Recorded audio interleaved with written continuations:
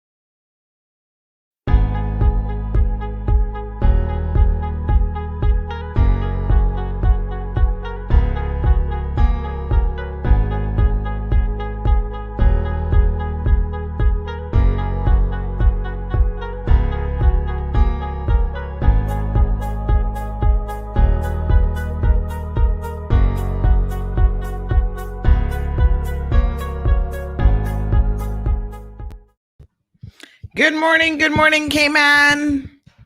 Happy Wednesday. Already, it's Hump Day Wednesday, May the 19th, because of course we had a short week. So here we are, just 2 more days left in the work week for some of us. Some of us work 7 days a week, so it doesn't matter if it's Monday, Wednesday, Tuesday, Thursday. It's all the same. Good morning, everyone. How are you guys? Let me just get the show going here. We got some interesting tea for you this morning. Yesterday was such an incredibly interesting day. Let me put it that way. And we're going to break it down for all of you to get the full scoop. And guess what, folks? Back by popular demand, we will have a little bit of Caribbean Connection Wednesdays. I don't have my glasses on me, but that's okay. I can still see. Once I'm not out there driving and have to look a distance, I'm all right. Marshall, good morning. Good morning, my friend. How is North Carolina? Give us the 411 on the weather, please. How are things going there? Everybody getting their COVID vaccinations in North Carolina? The U.S. is beginning to reopen, folks, because people are doing what they got to do. So get vaccinated, get vaccinated. That's the best advice I can tell you. I'm hoping that this weekend, I'm actually going to go and get mine done. I had to wait a little bit because I had some steroid shots in my arm. So, I see someone messaging me about a restaurant. They're like, where did you say it was a good restaurant to go eat? Can you not wait for us to start doing restaurant reviews? Any foodies out there that really want to do restaurant reviews? I think you guys should come on board. Hello, Miss Morna. How are you? I am doing well. Happy Wednesday. We're going to bring it live to you guys. Well, you are live and direct. I'm just updating my little topics list on the Facebook page, on the website, and then we're going to be good to go. So Caribbean Connection Wednesdays coming up around 9-ish. Going to touch bases with our partners around the region. Thank you guys so much. I keep looking out for my little Gucci friend. I'm still not really seeing him or her. I think maybe they were, normally they're nocturnal. So to be honest, a couple nights ago, I did see the neighborhood of Gucci kind of walking around after, it must have been after 8 o'clock. But I've gotten so used to seeing it in the mornings that I'm kind of like really, really, I was kind of looking forward to that. So I don't know. I think maybe they're in a little bit of hibernation, having babies. I don't even know. There's so much that I want to know. So much more I want to know about the Gucci's, but I feel like they do. I think they have a little bit of a, what's the word I'm looking for? Well, anyway, I'll tell you what, I do have a video here that I'm going to play for you guys later on when we went and visited one, and I didn't want to pick him up, but the lady at the Parrot Sanctuary picked him up and shared him with us. No. Somebody said, are you sure it didn't end up in somebody's pot? I'm pretty sure it didn't, because like I said, I did see him him or her a couple days ago. But this is the first time I've got like a really close-up view. And I do find them to be very interesting little creatures, I must say. And I've got some video of them as well. So normally they're very, very shy. They're not going to be hanging out with people. However, this one at the Parrot Sanctuary is a rescue. And apparently he or she, I think it's a she, actually likes people, or at least tolerates us. I don't know about liking. Sometimes we think that these creatures like us, and it's like they actually can't stand us. But anyway, this particular one will take food right from your hand, and he was jumping on Gianna, and so Gianna was kind of like, ooh, getting a little bit excited and running from the Gucci. But yes, I think they may have had babies, because my neighbor actually mentioned that they saw some very young ones. And then another neighbor was like, oh, can you tell me where they're at? Because he wants to go poach the parents. I was like, oh my God, seriously? At least allow the parents to have some time with the young ones before we start talking about eating them. My God. Oh, I was just thinking, wow. I know we'll eat just about anything. Listen, Caymanians eat turtle. I don't want to hear y'all complain about what other people are eating. Because when I really think about the logistics of eating turtle, I'm often turned off. However, I do think that, there are other things that we could definitely be considering on our palate. Like I could totally see how someone could become a vegetarian when they look at some of the things that we all eat. They must be like, oh, hell no. So, yes, folks, it's very, very interesting to see what people are into. Oh gosh, let me just see now. Did I press the wrong button here? I'm trying to upload. I'm going to upload the video for you guys so that you can see it. So we've got some amazing news in the lost and found department as well that I'm going to be sharing with you all here shortly. Some really great successes, I must tell you. I am surprised every single time we manage to reunite someone with their lost items. I think it's just a combination of a number of factors. So we'll talk about that here in a second. What else are we going to talk about? Drug addiction in the Cayman Islands. We are going to get a little bit of an update on our shoplifters, Cayman Bay shoplifters. Some interesting information has come our way that I think we should definitely be sharing with you all. We will also be talking about court updates, and this is an exclusive that you will only hear here on CMR, that there has been a quarantine breach and someone has been convicted, but I'm trying to hear exactly what the sentence is. So good morning, Irvlin. Dion is here. Good morning, Maria. Dan is joining us. He says, may your day be gentle on your souls. That's very nice. Thank you, Dan. Darlene is here. Darlene McKenzie, and I'm sure the other Darlene Manzanares is also listening. Irvlin says water takes long to boil this morning in terms of her tea. Well, Louis is not going to have that problem because Louis gets up at the crack of dawn. He says, loving the weather in Detroit. Warmth has arrived. Have you guys noticed that here we are and it's summertime and it's already very warm? Over the weekend, I was having this discussion, and I don't like when it gets warm like really quick, because normally that means for us that it's not going to be a great hurricane season. It's going to be tumultuous. And, that's not good news. Anyway, you slice it. So we'll talk about all of those things. What else is on my little list? Oh,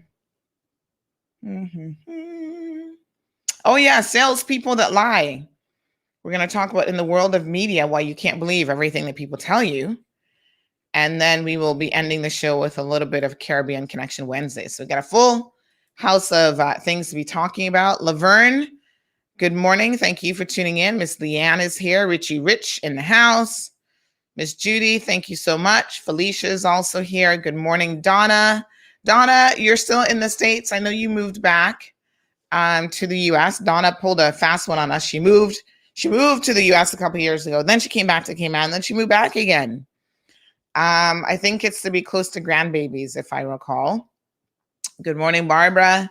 Elizabeth is here. Louis says it's 64 degrees Fahrenheit with a high of 78. Yes, my dear. It's definitely getting warm. Al, thank you for tuning in. Is Irvlin really your mom, or are you just calling her mom? Damaris is here. Damaris is going to go get the second vaccine today. Fantastic. Thank you, Damaris. I think that's good. I was just reading a Washington Post article this morning that says coronavirus vaccines may not work in some people, and it's because of their underlying condition. We'll talk about it. Maybe not today, but it's a very, very interesting article. And so the more information that we know, Miss Sue and Cato and Punctious, about the vaccine and that whole process, the more, physicians and researchers and scientists will know perhaps how to tweak it and what's going to work and what isn't going to work. And to be quite frank and honest, this whole coronavirus situation, as well as the vaccines, are so new that, yes, it is a learn as you go sort of a situation. So no one's claiming, and they've said this from day one, no one knows how long, you will get the protections from the vaccine. And so they're kind of, as they're vaccinating people now, over 1.5 billion people, or just about 1.5 billion people, have been vaccinated across the world. we're getting an idea of how people are reacting to it, how they're not reacting to it, and perhaps some people who don't even get full protection from it, who may have a significantly less degree of protection. And it's unfortunate because normally those are the people who need it the most. Good morning, Odette. Larry's here. Charm is here. Maria. Charm says, I love my food, but not eating any reptiles. Hubby loves turtle, though. That's because he's a Caymanian show. You hardly find a Caymanian that does not love turtle. Now, Charm, when I'm thinking about my foodies and people who'd be fantastic at doing a food blog, you automatically come to mind because, girl, you already got down pat how to take pictures of food. You've got that. And yes, you would be the perfect person for, I think, that job. So maybe we should talk because you're eating out anyway. I mean, it's not a stretch for you to say, well, yes, I'm going to go and have a meal out because you're eating fabulously every single day from the pictures I've seen. Good morning to Miss Beulah. Virtuous Panook, good morning to you, my dear. Jasara is here for the tea with a little smile on her face.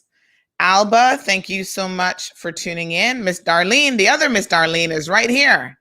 Got it locked. She joins us daily from the UK. Miss Darlene, remind me of what part of the UK you are in. I have forgotten.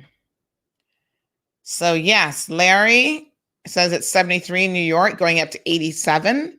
So here we are in May, and I must say that the weather, the summer weather is creeping up on us. So summer's coming. Hurricane season is coming.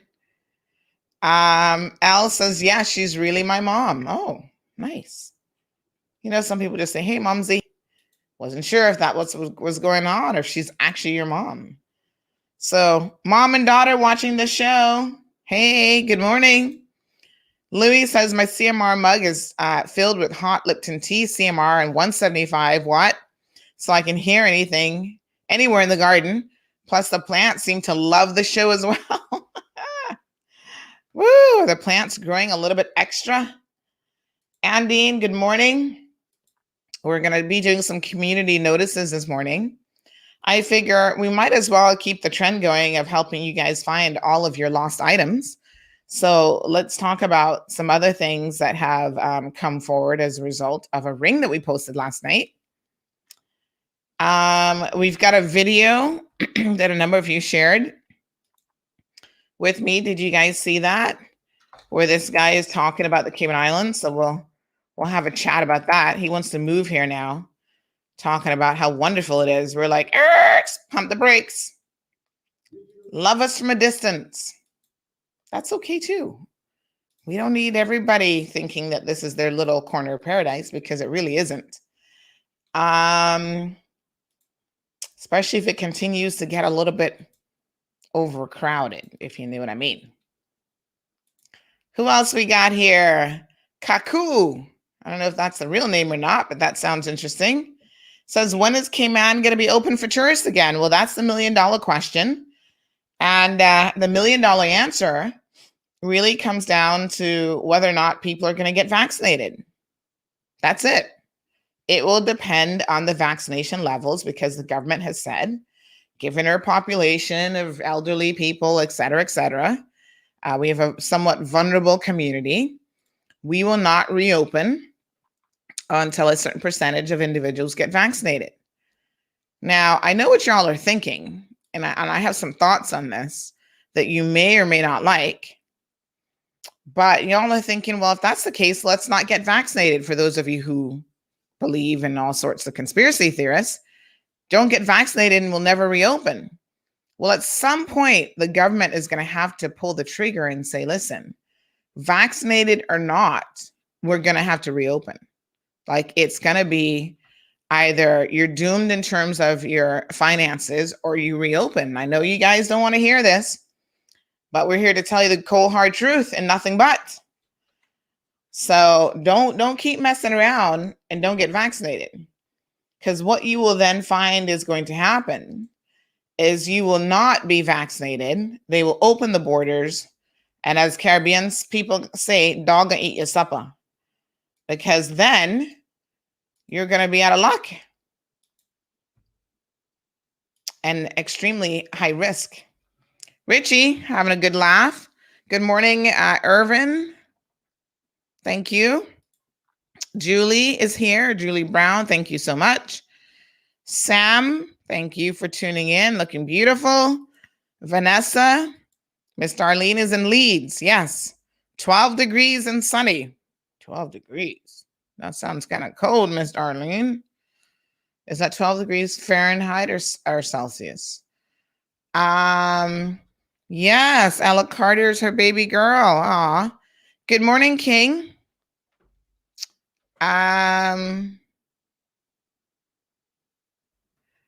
Darlene, does Karma do your hair as well? She mentioned a lady in Leeds. Oh, such a small world. Is it possible? King joining us from the UK. King, remind us what part of the UK you're in. Claudia is here grabbing a cup of coffee and joining from Tampa, Riverview area. Claudia, can I tell you that after yesterday's show, I had a little bit of a walk down memory lane because we were talking about Tampa on the show, and you know that I grew up in Tampa. And Ingrid, James, Siobhan, good morning, Barbara. And I was looking at my old resident hall, Fontana Hall, and I was surprised that many years ago it was actually demolished and replaced by some new fancy facility, I suppose. And more interestingly, I had no idea about the history of Fontana Hall, that it had been built in the late 1960s, so it had been around a while. But you know, I have so many memories of Tampa. Like they all kind of came flooding back, like university life and, oh God, having to walk to class in 12-degree weather. Ooh, talk about cold and weather. Oh my God. Those were the days. I was just a poor little student trying to hustle and do my thing as a student, right? Eating pizza because you didn't have money for anything else. You'd get an extra large pizza, and those were like really big. And you'd share it with everybody, and everybody could chip in $2-3 and you could eat. Didn't have a car then. So I had to walk everywhere we wanted to go. That's how we kept on the slimmer side. But yes, I remember right there in Fletcher, there was a Target. I remember when that Target was built.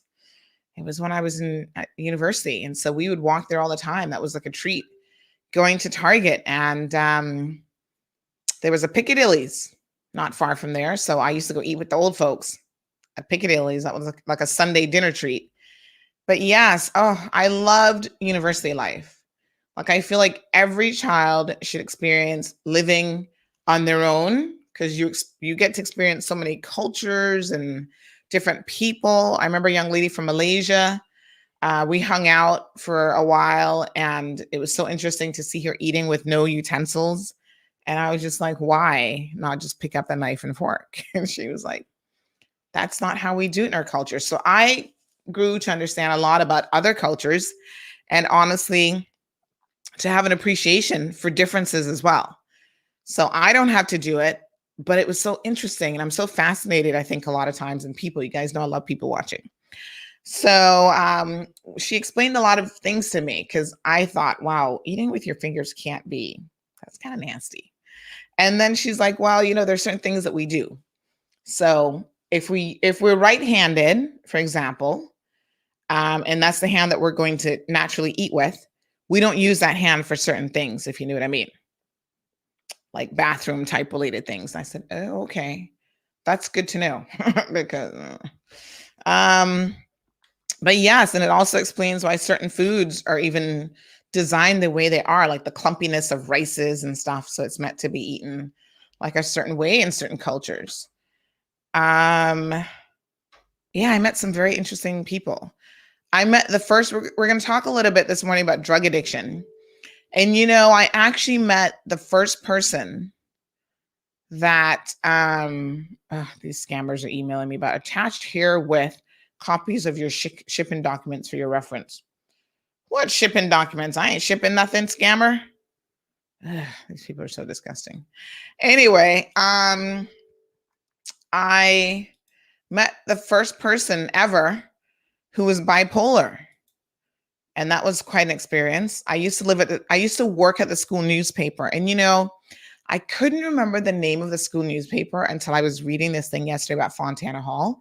And I saw someone on one of the Facebook posts about it.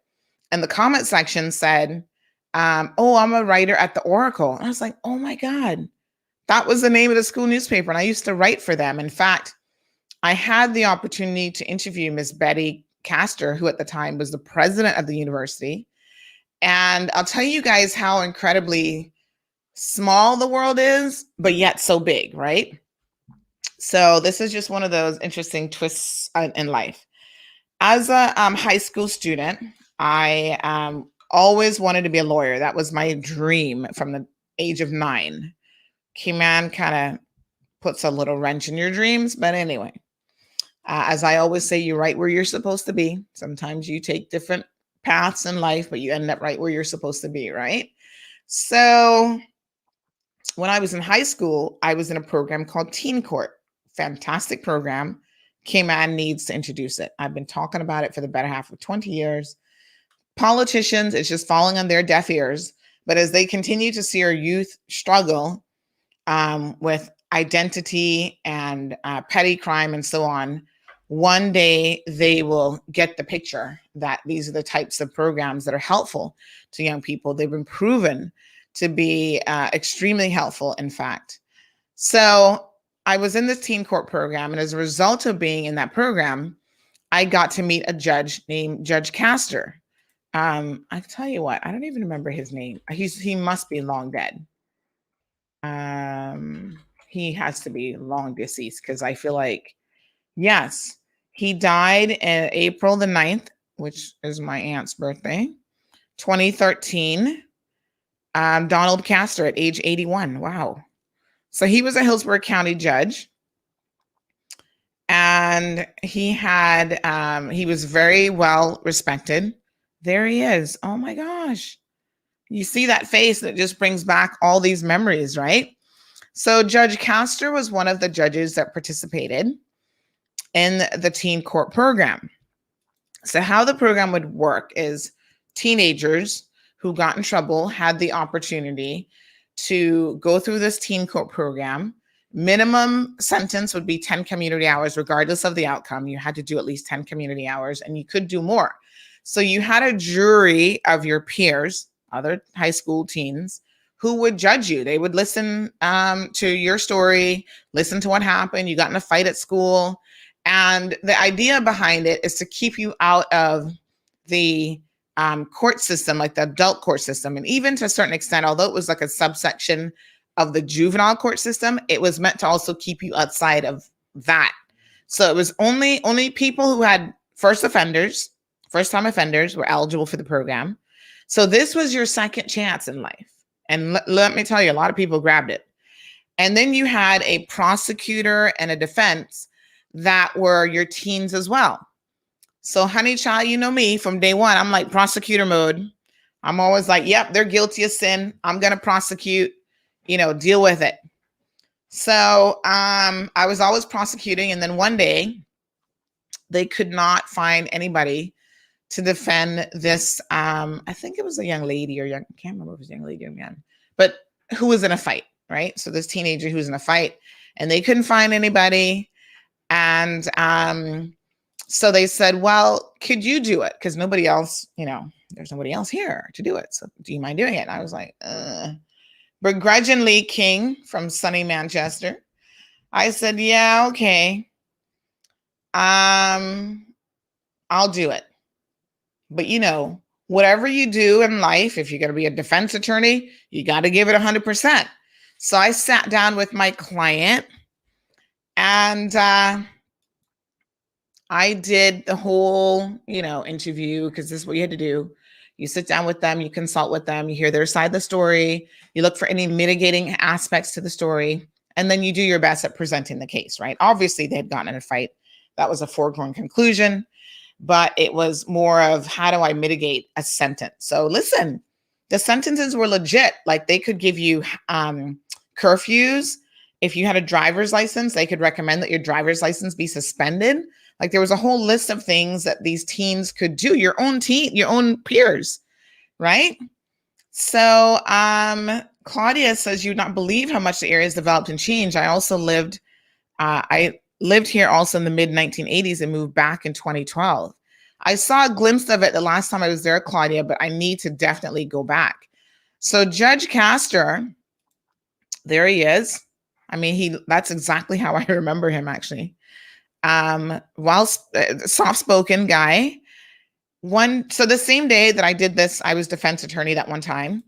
He said to me, he pulled me aside and he said, young lady, you actually have a very good knack for advocacy. Now, I know you don't want to be a defense attorney, and I'm not saying that you have to be, but I am impressed with you. I'm impressed with how you took this case and you spoke to your client and you put it together. And my client only got the bare minimum, which was 10 community hours, which is what you're aiming for. And he said, well done. And so he would invite me to lunch and we would lunch, and he was kind of a mentor. And so as a mentor, he said to me, you are very bright, your high school grades are where they need to be. So listen, any school in the state of Florida that you would like to go to, you just let me know. And I was like, what? He said, yep. Because that's how well respected he was. Any school you want to go to, you let me know, and I will write you a reference letter, and bam, you're in. Obviously you've got to do your SAT.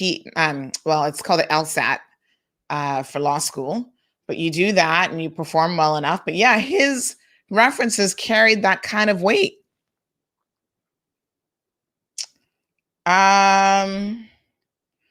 So it's so interesting to see here reading on the Tampa Bay Times in the obituary section that he was in hospice care in Temple Terrace. So he lived in, I think, Florida probably most of his life. Avid basketball fan. And the irony of it is, he grew up in Seminole Heights, graduated from Hillsborough High School, Duke University, Stetson University. And a lot of you know that Stetson University has an excellent law school program. And a lot of people aspire to go to Stetson Law. Assistant state attorney, and eventually he became a judge. So the short story of it is that he was married before, and his wife was, I can't remember her name now. Betty Castor. Yes. So his ex-wife. So this is what I'm bringing it kind of full circle now, because he became my mentor. I decided to go to USF. And years later, when I'm at USF, Judge Castor and I would keep in touch during my university years. His ex-wife, Betty Castor, became the first female president of the University of South Florida. Yeah. And then she had a lot of firsts as a woman. She was the first woman on the Hillsborough County Commission. She was elected to the state Senate in 1976. Is she still alive? It says that in 2021, she's 79. Is this the same Betty Castor? Yes, that's her. I guess she was a little bit younger than him. So anyway, let me see here now. Yes. So listen, I'm reading her little biography, right? First woman elected to the Florida cabinet and first president pro tempore of the Florida Senate. She's born in New Jersey. She went to Glassboro State College, 1963, attended the Teachers College of Columbia University. And John F. Kennedy chose her to be part of a diplomatic mission in Uganda. So yes, she is in her own right, well respected. Taught in Miami, earned a master's degree in 1968 from the University of Miami. And in 1972, she moved to Tampa. Gosh, I wasn't even born then. Can you believe it? So served 3 terms and became Commissioner of Education in 1986. In 1994, this is how our paths crossed, Castro became president of the University of South Florida. And now she's married to a former legislator, but she used to be married, she never changed her name, to Judge Donald Castor. So when I met her at USF, I was working for the school newspaper. And I used to have an opportunity to meet all sorts of interesting people. Trust me, that was a good job. Like being a writer, even in Cayman, you get to partake in people's stories. You get to hear things about people. And this is going to segue into what we want to talk about next, which is lost and found miracles, and then drug addiction in Cayman. So I had the opportunity to interview her. She was one of the people that I interviewed. I need to go back there to the Oracle and get a copy of like all of my archive, like my news stories and stuff, because you guys would be surprised the writing I was doing back in the day. It was actually very, very good. It's a different style than what CMR does, but yeah, so it was very, very interesting. I remember I got to meet a guy from the Middle East who'd come in as a guest lecturer, and some interesting times for sure. So just talking about how life can kind of bring you in connection with different people who are connected. So Betty Castor's ex-husband, she had children with him, was Judge Donald Castor. And I got to, quite ironically, meet both of them at different times in my life. Interesting. So let's talk about how here in Cayman, Miss Iva, Carson, good morning, Miss Sue, we are so interconnected. Good morning, Debbie. Good morning, Barbara. And I think we can use this interconnectivity for some really positive things. Now, you guys know CMR, we're a little bit different in the news business. So one of the things that we do that really no other media does, I'm sure they think it's too lowbrow. They're like, we don't care about that. We help people find stuff. Whether it's your money, your pet, your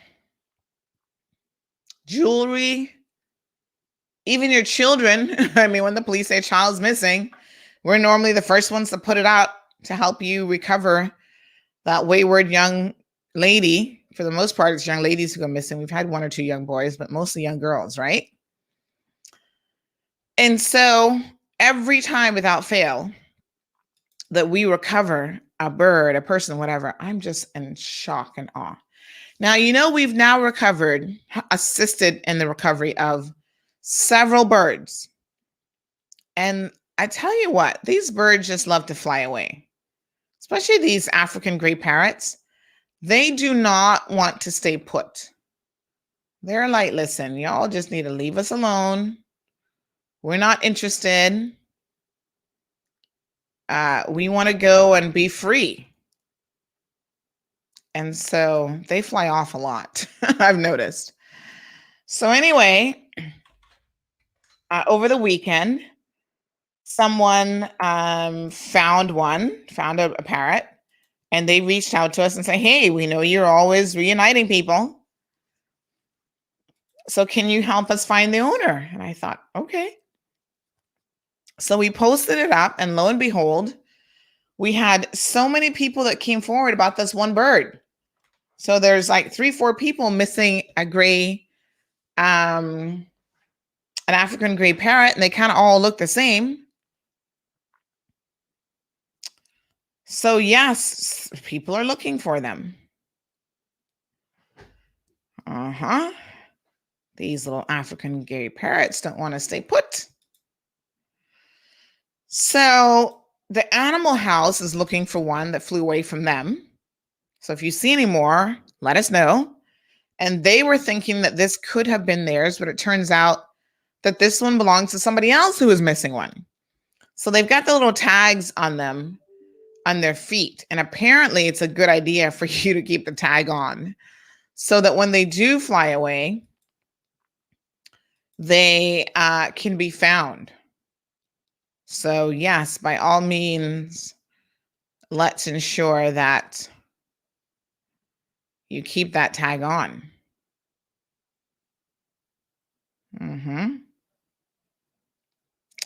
So this little birdie has been reunited with their owner. They were very, very happy. They sent us a message and they said, thank you so much for the fantastic job that you do. You have no idea how we appreciate it. This little puppy is still missing in West Bay.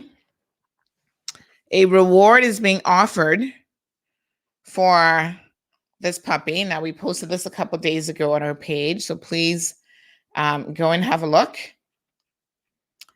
And then I'm going to tell you, money is always interesting because I feel like when people lose and find money, that one is a little bit of a long shot. And it's very, very easy for people to keep money. Now, y'all know that is not the honest thing to do, but y'all still be doing it. But here's a story that really surprised me. So last night after 6 o'clock, we got this message, after 8 o'clock actually, says, hey, my wife found this ring on the beach at the weekend. Can you help us find the owner? And we said, sure, no problem. And can you believe, what are the chances? Hey, Leslie. Good morning, Jackie. Yes, we have IDs and all sorts of stuff that people lose, wallets with money in it. People lose stuff all the time. I'm surprised at how much stuff people lose, actually. And then less than an hour later, so this was sent at 8:15, we posted it up. And then look at this. Less than an hour later, somebody says, hello, I saw your post regarding a ring found at Governor's Beach. In January, we're now in May, my boyfriend lost his ring there. Gold rings, actually 2, joined together. Here's a picture. Please let me know if it was the ring found. Wow, wow, and wow. Can you believe it? I mean, look, what are the chances? Seriously. Now, I purposely didn't post the picture because I didn't want people to see it and go, oh, yeah, that looks like a nice little ring. And be jumping all over that because, you got some shady people. Some thieves among us. But we said, well, how are you going to narrow down? I mean, there's a lot of rings that have been lost. And sure enough, we've received so many messages with photos of rings. Could it be this ring? Could it be that ring? And so we thought, right, let's put the location because at least that narrows it down. And that will help someone who has lost a ring in that general vicinity. Now, I don't know exactly if they lost it exactly at Governor's Beach, but we are thinking that this ring was probably covered up and maybe the recent rain that they've had in the area helped to uncover the ring. But yes, this is the same ring. Amazing. This is almost as good as that $10,000 bag that was recovered. Remember the guy?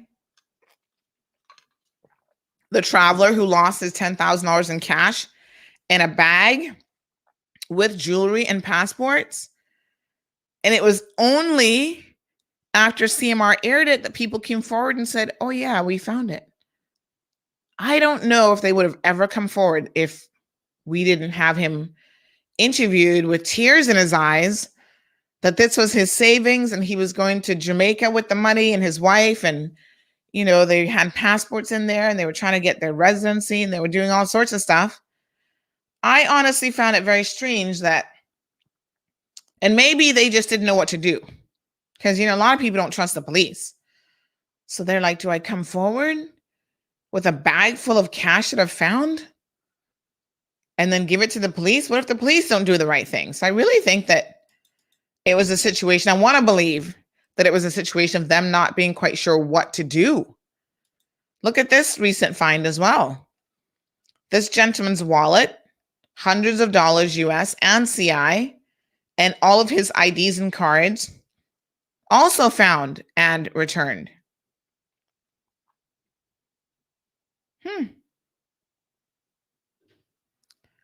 I mean, there are just so many really good and honest people out there, and people will come forward. So yesterday, $400 was lost at the HSA. A young lady was walking with her parents, or at least her mom, had the cash stuck in a passport because they were going to get a DNA test done. And the money fell out of the passport as the young lady was walking from the A&E to the front desk. Now, that's not a real long distance. And somebody must have picked up that money. If you picked up the money, folks, return the money. No questions asked. Because they actually really need that $400. So it was two $200 bills, four $25 bills, and two $50 bills. Is that math right? So, I feel great when we reunite people with stuff, but it's always the ones that we don't reunite people with that I feel really bad about as well. Because I think somebody found that $400 and they could totally do the right thing. Another amazing story published on Friday about lost and found was Jack the cat. Poor little thing. He's only got one eye.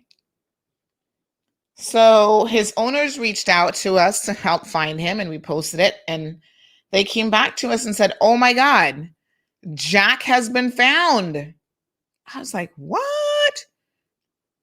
Pets are always can be a little bit hit or miss, but I tell people never give up hope on pets, because sometimes a pet is missing for a week. Remember the one little dog that we kept telling you about on here that had been missing in the Savannah, Newlands area? The dog was eventually found, and it had been over a week. I was starting to lose a little bit of hope, I must admit. I forget that dog's name now, but yes, the dog was found.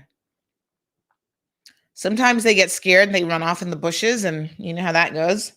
It's hard to get them to come back out, especially if they don't know who you are. So Jack the cat's owner said, "Thank you to everyone in the community who over the last 11 days helped us look for Jack. Thank you so much.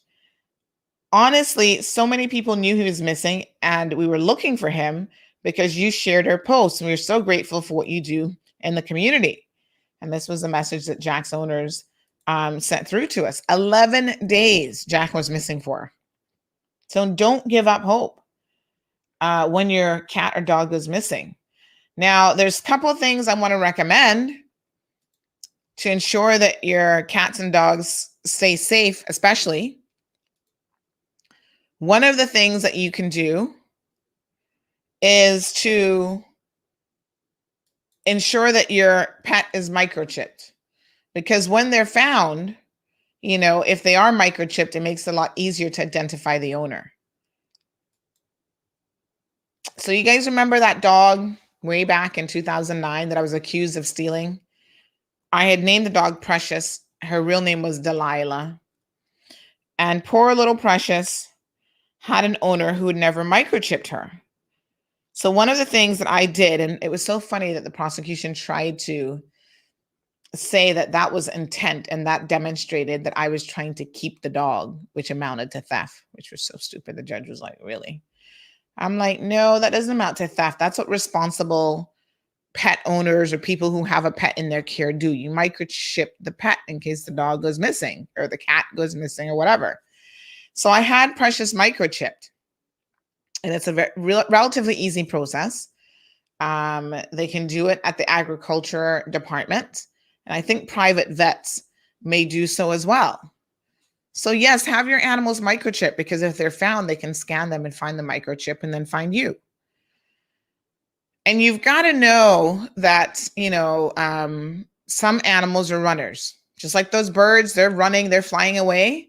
There are some animals that are big time runners. Coco used to be a runner, believe it or not. When I first got Coco, she was still very young, full of energy. And, you open that front door, she'd go bloop, out the front door. And I was like, oh, this is going to be a problem. Because the last thing you want is a dog to run out the front door and get hit by a car or something of the sort. So, I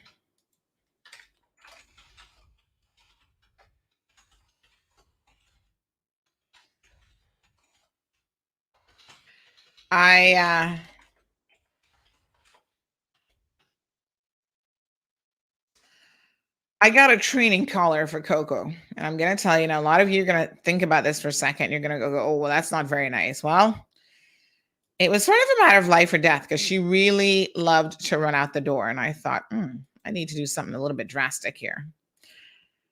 And so I got one of these training collars that work with a little zap. By the way, Coco's birthday was the 15th, Friday. So may she rest in peace. But yes. So I got a zapping training collar for Coco. It also has an audible noise, but you kind of have to know how to use it. So the first thing I did was I used it on my neighbor. Big shout out to Mr. Scotty. He's now in the BRAC. He lived across the street at the time. And so I went to him and I said, Mr. Scotty, I have a training collar for Coco, but could I try it on you? Well, Mr. Scotty was like, sure. I was too scared to try it on myself. So I put it on his arm. I turned it up. First little notch, second little notch. And he's like, oh, yeah, I can feel it, but it's not that bad. So I thought, all right, this is all right. We can do this. And so Mr. Scotty helped me to determine probably what setting. But because Coco's a smaller dog, I put it in the first little setting. So the first time I used it, right, I put it on her. She didn't know what was going on. She was all happy-go-lucky. And had the remote in my hand, and I opened the front door, and there she was. Boom, bolting out the door, and I pressed that button, and let me tell you something. She must have jumped. I've told you guys before, Coco was actually, for a small dog, she could jump very high. She could literally jump up the height of the kitchen counter and steal and grab stuff off the kitchen counter. She couldn't get on top of it, but she would grab stuff, right? Once she got on top of the washing machine, which is quite high. That's actually at least the height of the kitchen counter, if not a little bit higher. That's because she was scared of some scorpions. Not scorpions, centipedes. So anyway, Coco jumped pretty high in that moment. Not because it hurt her, because it startled her. She was like, what the heck was that? I tell you what, she never did that again. And I had to be very consistent with the training collar. So I'd give her a warning with a little beep. And when she heard that, she knew that whatever she was doing, because you can use it for all sorts of corrective behavior, she needed to stop. So if she was barking, boom, the barking stopped. If she was thinking about running out the door, that stopped. So I would suggest that people try to train. Now, I don't know much about cats because I'm honestly not much of a cat person. I don't know how easy it is to train cats because they seem to have a mind of their own. But dogs, you've got to train your dogs. When you get your puppies and stuff, folks, for their own well-being, you've got to train them, right? Because you don't want them running away and getting hit by cars and all sorts of stuff. So yes, please train them. And I mean, Coco got to the point where we didn't need the collar anymore. She'd be walking on the porch and she wouldn't take off. She knew to come back inside when you called her. It was just that in her youth, she was just like ready to run and do whatever. So yes, Irvlin's having a good laugh at that story. Catherine says that she has misplaced her passport between Cayman Brac and Grand Cayman. So if you've seen a passport, it's already expired. Her British passport, let her know. Sue, we had the HSA check the cameras. Unfortunately, they were not able to pick up on anything yet. So yes, I think it's going to come down to honesty. Louise says pet ownership is so tough and it's a commitment for the dog's life. So I think some people need to be educated in dog ownership. Absolutely.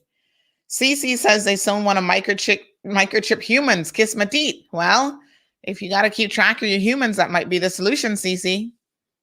I'm kidding. Ingrid, you saw that man's driver's license? Well, I gave him your number. If he really wants it, he should reach out.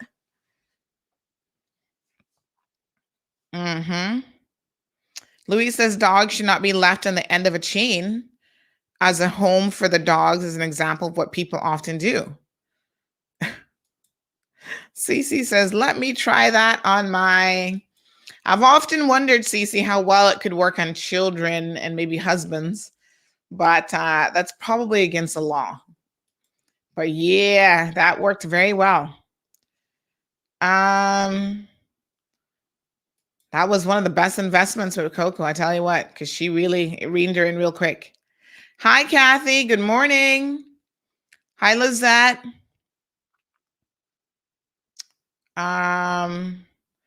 Louis reminds us of the importance of the come command. Yes, because, one of the things that you often find with dogs, especially puppies, and you got to start training them from day one. They're like children. The younger you start, the better off you're going to be. You can't let them run wild for a year and then be like, oh, yes, now they have behavioral issues that I wish to correct.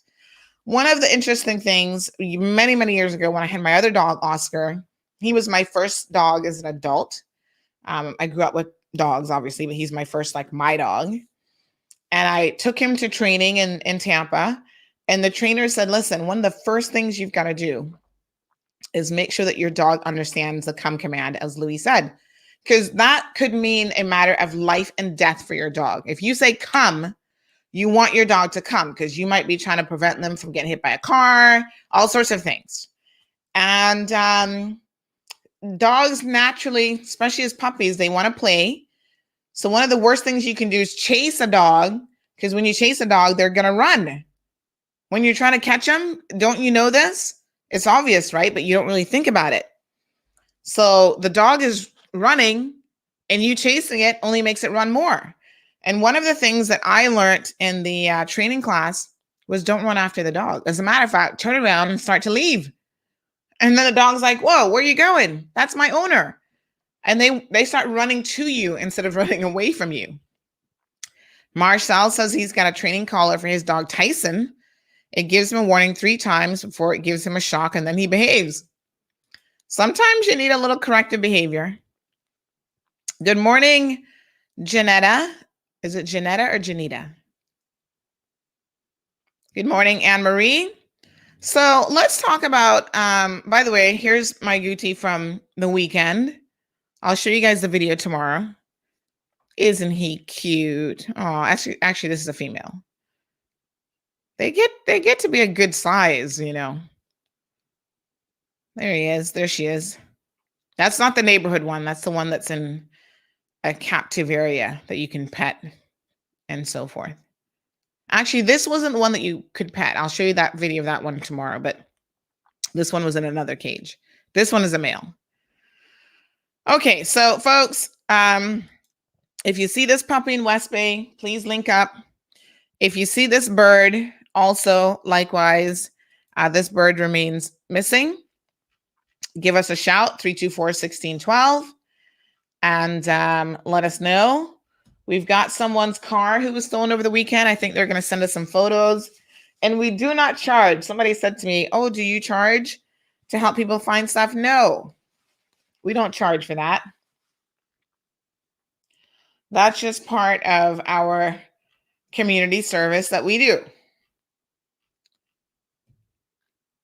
So let me see. Good morning, Cece. Cece's like, not at all. No, not at all. So let's talk about a few more things here. Lying and advertising. I want to talk about that, and then we'll talk about drug addiction for a bit. So over the weekend, well, not over the weekend, but yesterday, I was having a discussion with someone, and they were saying to me that an unnamed newspaper, I won't name them, was saying that, oh, they get 800,000 views. And I had to pause for a second. And I'm thinking, did you mean to say 80,000? Because we know they're not even getting 80,000, but 800,000 is a bit of a stretch in the wrong direction. So I said to the person, I said, listen, you got to be careful what you believe from people, because salespeople don't always tell the truth. They lie, I guess. And there would be no harm in you asking someone when they tell you something, can we see the evidence to prove that? I mean, you might not word it in that particular way, but can you show us some of your analytics? That's how you'd say it. CC, you are so shady. And this person's like, oh, I don't know. And I said, you are going to spend money with a company who tells you that they get 800,000 views, and you're not going to put your mind to exactly what that means. 800,000 views when? Over a year's period? Certainly it can't be any shorter period than that. And is that the platform that you're actually advertising on and using? Because if I do the math and they're averaging 200-300 views a day, they're 5 days in a week on their platform. You do that times 52 weeks. I get nowhere near 800,000 views. So when people try to sell you stuff, a lot of times they're just lying straight up. But the beauty of the world that we live in, folks, is that things can be proven. Facebook, thank you. Big shout out to Facebook. I know y'all be hating on Facebook, but let's be honest. We wouldn't have the number of followers that we have and the reach that we have in this community had it not been for wonderful platforms like Facebook and Instagram. Am I right or am I right? So yes, it's fantastic that we are able, legit, to tell you how many followers we have, how many paid views we get within a certain amount of time. Facebook even allows us to track every single post. Which post does better than others? How many video views you get? And it allows you to compare yourself to your competitors. And that's important because you want to know how you're doing on social media. Now, some of the information may not be available to the public. So in other words, I see it as a page administrator. You're not going to see it because you're not a page administrator. But when someone is trying to sell you information, might I suggest that you ask to see some of the numbers? These are the things that as a business owner will help you make sound decisions. Let me give you an example, right? So this was the week of, I think this one was actually from yesterday. So we select, and again, this is a beautiful feature on Facebook, all of the local newspapers, both online and, well, we don't really have much in print anymore, but we have them all listed here. There's more at the bottom. Everybody who's in the news business. And then we monitor how we do compared to those individuals. So Facebook does this on a weekly cycle. This comparative chart is done, is it weekly or 28 days? Hold on. Let me tell you. It's in our insight. So at the moment, We have 36,556 followers on Facebook and another 18.1 something on Instagram. So this is watch performance of your page and post with similar pages. Oh yes, this is done by the week. So every day it actually adjusts itself slightly because it's like a different week period, right? So here we have the Compass has the most number of page likes. So this is based on page likes, not page followers. So the Compass beats us with page likes by over 10,000. It says everybody was up from last week 100%. I don't know what category. I don't know if that's number of. I don't know what that up is. Is that just the page likes or if that is the engagement? But anyway, I don't think it's engagement. And I don't think that number ever changes now that I think about it. That number might be a little bit weird. But anyway, you get to keep up with pages that are similar to yours. You get to watch other pages. So they definitely have way more page likes and followers than we do. But look at this interesting tidbit. Despite that, we still have over 200% engagement than they do. So in other words, they may have more people that like their page, but when it comes to interacting with the page, we got it. And Jonathan, good morning. I'm going to show you, this was yesterday, and I'm going to show you today's figures. And then I'm going to show you one day last week as well, because it changes every single day.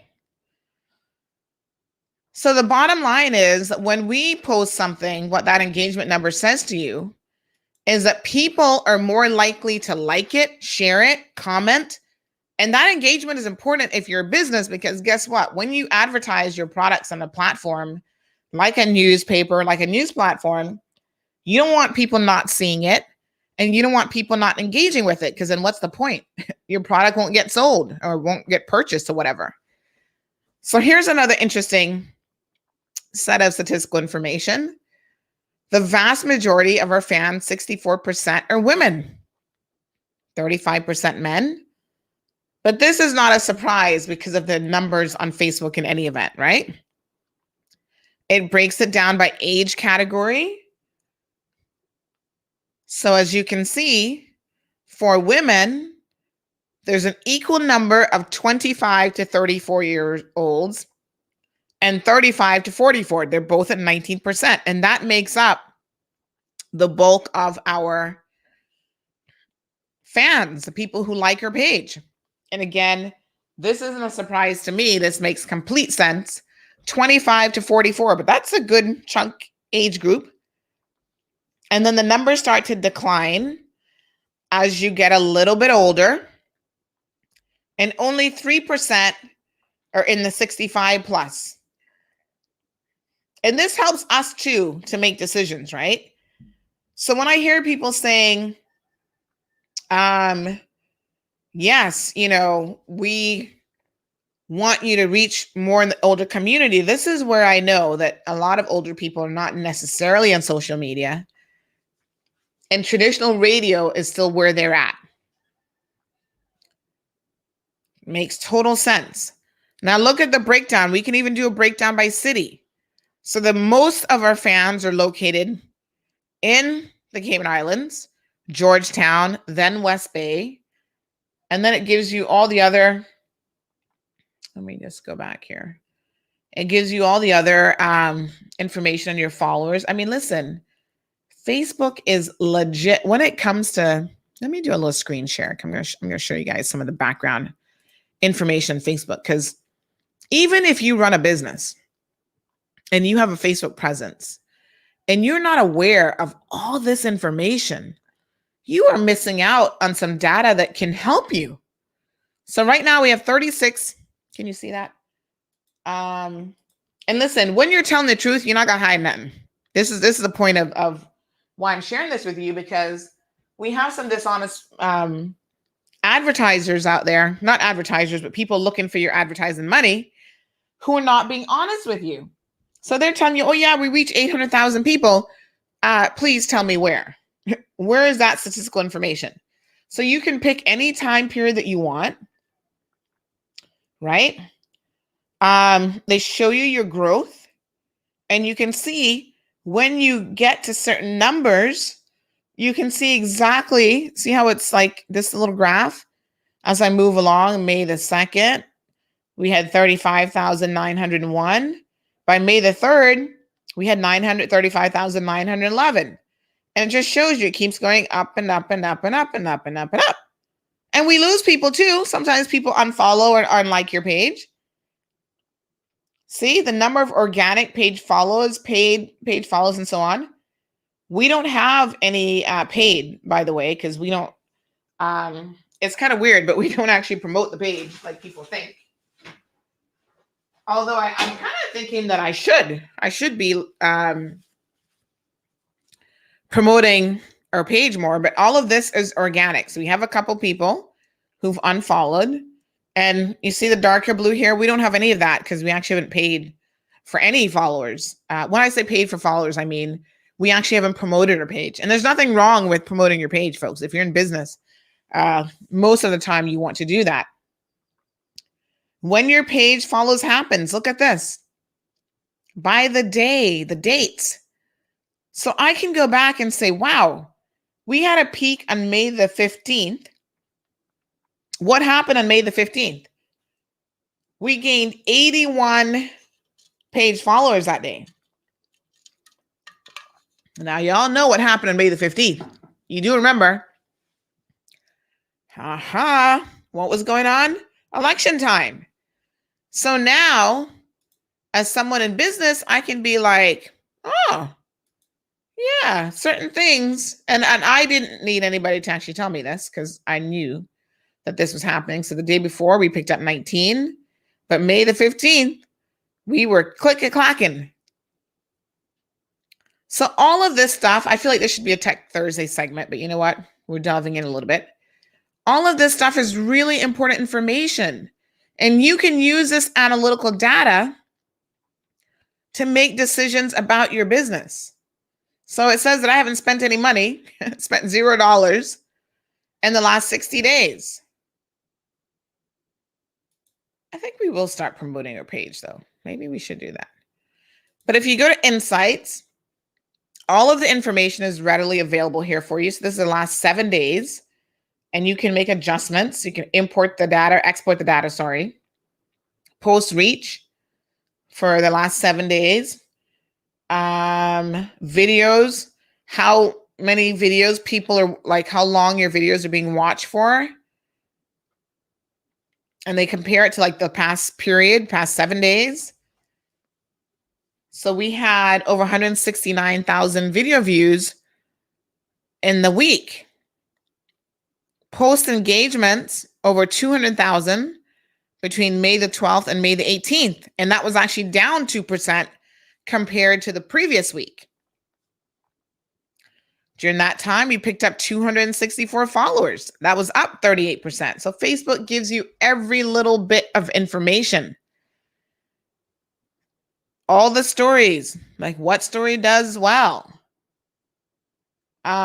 This is just yesterday, the 5 most recent posts. And so the one that's trending of those is the one about the young man who is the elderly man, who was involved in a house fire. And then we can click on see all posts, and then it gives us a nice nifty graph over the last week, and we get to see more information. Now, this story here is about this alleged prowler that has over 17,323 organic reach. So you got tons of information here, and you can click to see more. Facebook is amazing. Now, remember now that Facebook has page likes versus page followers. So we have less people that like our page. And I don't know that people even know the difference between a like and a follow. And I kind of feel like Facebook needs to get rid of page likes and just do page follows, because Instagram only does page follows. But for some reason, Facebook still has a division between the two. They'll probably change that. And then it shows you where your page likes happen. Is it because of a news feed right on your page? Is it because people are searching for you? Page suggestions, restored likes from reactivated accounts. I mean, literally, Facebook gives you everything. It's amazing. Sometimes I look, I'm like, damn, look at all this. You know, again, there's nothing paid in this area, but organic reach on May the 15th, almost 50,000 people just that day. Is that not crazy? So you may not delve too deep into this. They've got a whole thing for page views. But if you're going to spend money with an company to advertise, what you do need to do is ensure that you understand what people are telling you. So the majority of your fans are in Cayman. That makes sense. The second country is the USA, which is very interesting. Then Honduras, and then Jamaica, UK, Philippines, and so on. By city, Georgetown comes in first, West Bay, North Side, which is interesting given that they are one of the smaller districts. And not only are they one of the smaller districts, but they also have an elderly community. But North Siders, look at that. Then Bordentown, then La Ceiba, then Kingston, then East End, and so on. Coxon Hole, Honduras, Guanaja, Bluefields, Nicaragua. So isn't it amazing? And then all the languages, most are in English, US English, UK English, Spanish, and so on. Portuguese is even on the top 10. So get to know and understand these things, folks, so that when someone comes to you and they say, oh yeah, we have 800,000 views, you can say, oh really? Do you mind sharing that with me? Because if they're talking about shows and video views, all you have to do, this is us right here live now. See, we have 167 people on Facebook and then another 35 on YouTube this morning. But you can actually go in and see exactly how many people. We posted this video 10 hours ago. It has 5.8 thousand views. Right? Let me go under all so that you can see the cold hard truth. That's 2020. So this is 2021, but we haven't put some in the categories yet. So we're still in the Wednesday show, so it's not going to give you any numbers for Wednesday yet. Yesterday's show, oh no, that's the swing one. Yesterday's show has 7.4 thousand views already, and that was a day ago. So you can see exactly how many views, and this is open to you folks. So anybody can go to a Facebook page and click on the video tab and see how many views a company gets. So hypothetically, let's just say, and you can see that I have not been Googling. You can see, folks, I actually haven't been searching them because they're not in my search history, but let's look at Cayman Crosstalk. Okay. Just by way of a comparison, because say it was Cayman Crosstalk, they have one person watching online right now. Say that they told you that, yes, we get a lot of, we get 800,000 views. You're going to go, oh, you do? Okay. Well, now they've got 2 people watching. Let me have a look. Go to videos. Spend your money wisely, folks. This is why I'm telling you this. Yesterday's show, they had 205. 5 days ago, they had 202. 6 days ago, 240. But if you go under all videos, it'll give you a breakdown of all the videos, right? So they're averaging, one day they had 146. Let's say, because up and down a little bit, let's say the average is 200 views. So this day was a good day. They had 508.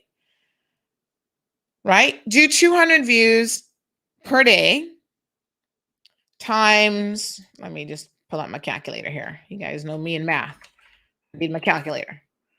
So say you do 200 views per day times 5. So your weekly total is 1,000. And this is, again, rounding it off because some days are more, some days are less. So if you do that by 52 weeks, I get 52,000 views. If they told you that they are getting 800,000 views, you have to ask yourself, how is that possible? But let's go to Cayman Compass, because we know now that the Compass owns Crosstalk, and they also cross-share the same video on their platform. So you can do this. You can share a video on multiple pages. So on their page, they have 3 people watching. So if we take the 3 from their page and the 1 or 2 from the, what's the other page called? The 1 or 3 from directly from Cayman Crosstalk, that's, it just went up to 5 people. So that's like 7 or 8 people watching the show, right? So they get a little bit more views than, so they had, what day was that? A day ago. That one actually got 1,000 views. So even if you combine the 1,000 views with the average of 200 that they're getting on the other platform, and some days they don't get that many here, but even if you did it that way to give them the benefit of the doubt, there's absolutely no way that they could tell anybody without being dishonest that they are getting 500,000 views. Where is that coming from? And I mean, here's one. That one got 1.4 thousand, 1.1. So they do a little bit better than the views on the Crosstalk platform, I think only because they have a tremendous amount. Remember, they are number 1. Let's go back to what I was showing you earlier. They are number 1 with views, with likes and page followers. So if we went back to Insights, let me just, where was that one again? Right? The Compass has over 28,000 page likes, 28,560, compared to Crosstalk, which only has rounded up 7.9, but 7,883. So this will help them reach more people in terms of their views.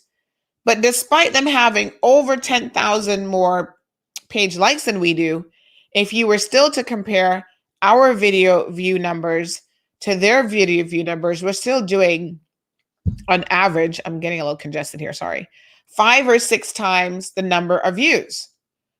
So check it out, folks. There's a plethora of information that is available to you online. Don't let people lie to you about what their numbers are to get you to advertise, because everybody has a tight advertising budget in this day and age, and you want bang for your buck, basically.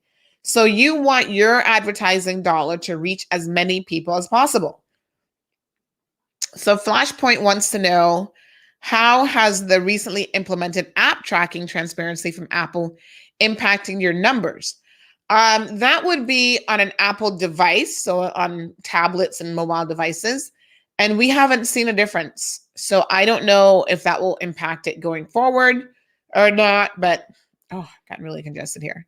But we haven't seen any difference in the numbers.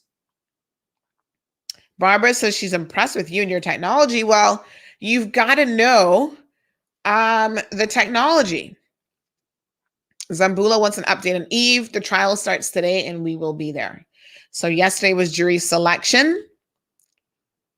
Savannah, Miss Sue says she must be one of the only seniors in Savannah. No, child. Louis makes the point that a business without a Facebook page is brick and mortars without exposure. Absolutely. Yes, I hope businesses are paying attention. This is for your benefit. What about the website UVM? Which website, John?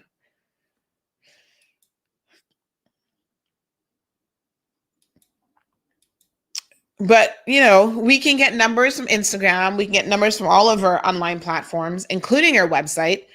And to be honest, I can look at the analytics on the website right now. And let me see what the time period is. For a 28-day period, we have over 200,000 users, 349,000 sessions, which just means that people are obviously going back more than once. So yeah, it'll tell you what day people are on the page, the geographical location. So on the website, where are your users?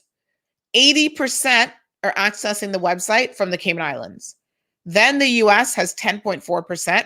Jamaica on the website, interestingly enough, comes in third at 2.3%, and then followed by Canada at 1.9%. Oh my God, the website tells you everything. Sessions by mobile device. So 82% of people who access the CMR website do so from a mobile device, 15.3% do so from desktop, and another 2.7% do so from a tablet. All right. So just a little bit of FYI for all of you. Okay, you meant to say CMR. Yes, so that's a whole other set of numbers there. And this is why we tell advertisers, when you advertise, in my opinion, if I were an advertiser, I wouldn't just advertise on social media, because there are some people who don't have social media that you could be missing. So you want to do a combination of website and social media, including Instagram and Facebook. So, there's some stories. Can I tell you guys something? This is really, really bizarre. Do you remember the story in America back in February? We carried this story about a couple who got shot and killed by their neighbor, and then he committed suicide, I think, because they were fighting over the snow. Do you know that story, and this just shows you how one singular story can really trend like amazing. That story is still trending. Listen to how crazy this is. And there are people who are still reading that article from February. I mean, it's old news now, but people are so interested. And because it has the video of the incident, I think that's what people are interested in. But look at this. That just that post alone has over 325,000 views. And I tell you no lie, last night I was looking at the analytics and I saw that there were still 3 people reading that story. I was like, what? It is still being read by people? It's crazy. Yep. But you know that CMR is mostly a Caymanian-based platform. A lot of others, I think, read it as well, but I would say that the vast majority of our audience are locals. So again, if you're trying to reach local populations, 80% who visit the website are in Cayman. And that doesn't mean that they have to be Caymanian, but that's where your audience is. So I'm surprised that platforms or companies like UCCI, for example, when they don't advertise trying to reach locals, you think, well, who else is going to UCCI? I mean, it is locals. They need some help with marketing, child. They hire these so-called marketing experts, and God knows what they really do. Anyway, I'm congested. Let me just check in with our Caribbean connection people. I know that Mr. Famous was going to join us. So come on, Mr. Famous. We are ready for you. We'll talk about the drug addiction situation, because yesterday I received multiple videos of people in Cayman doing drugs.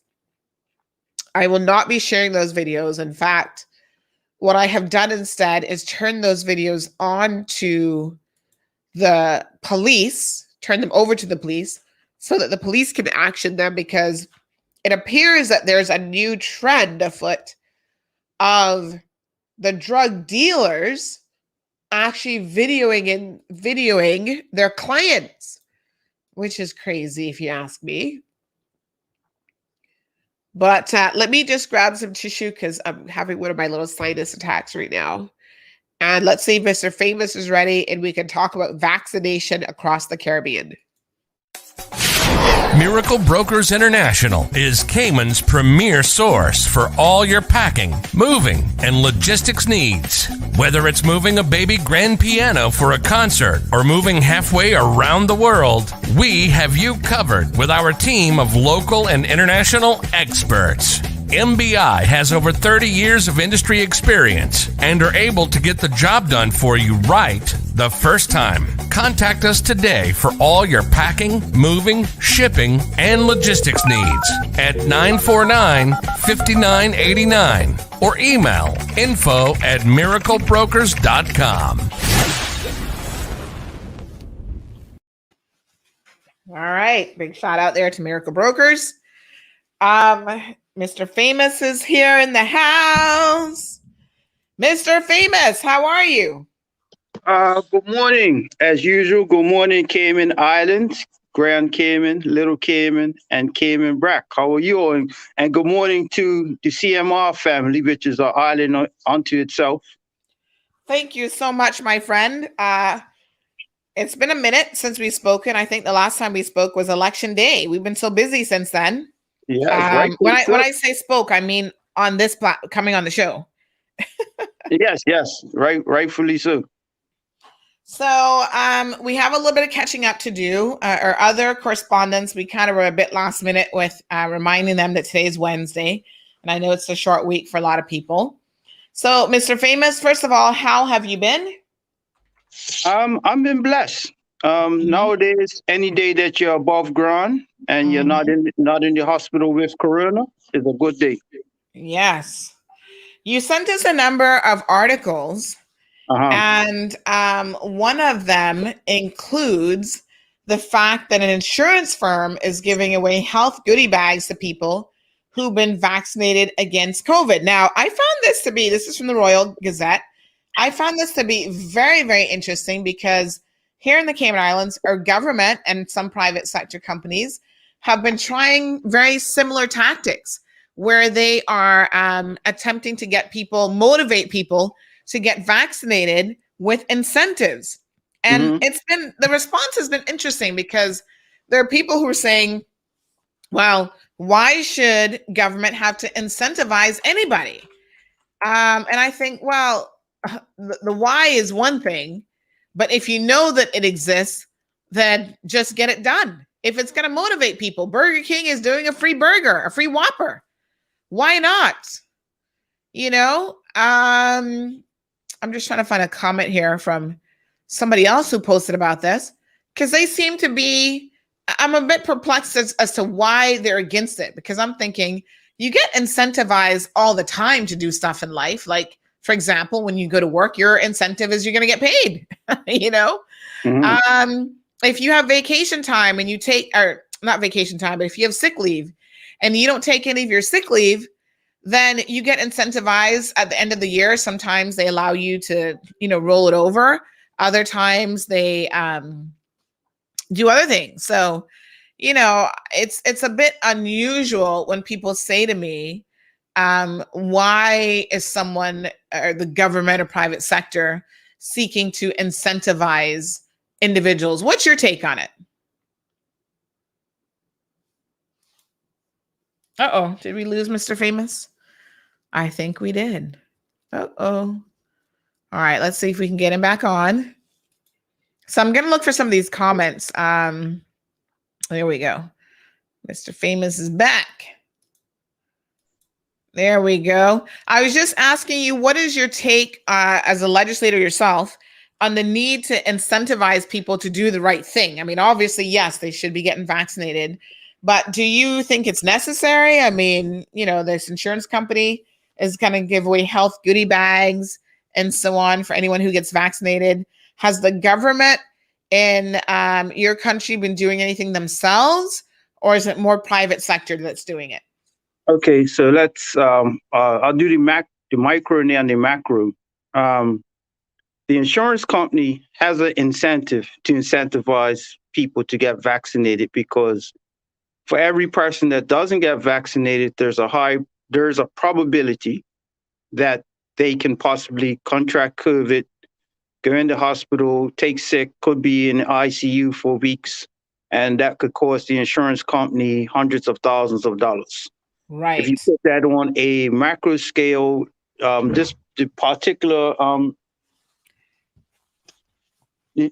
particular company is CG Insurance, Mm-hmm. which is actually used to be called Colonial, which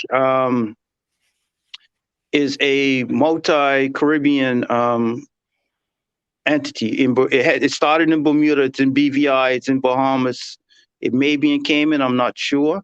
Mm-hmm. It used to be called Colonial Insurance. But long story short, they are looking at it from an actuarial point of view that if they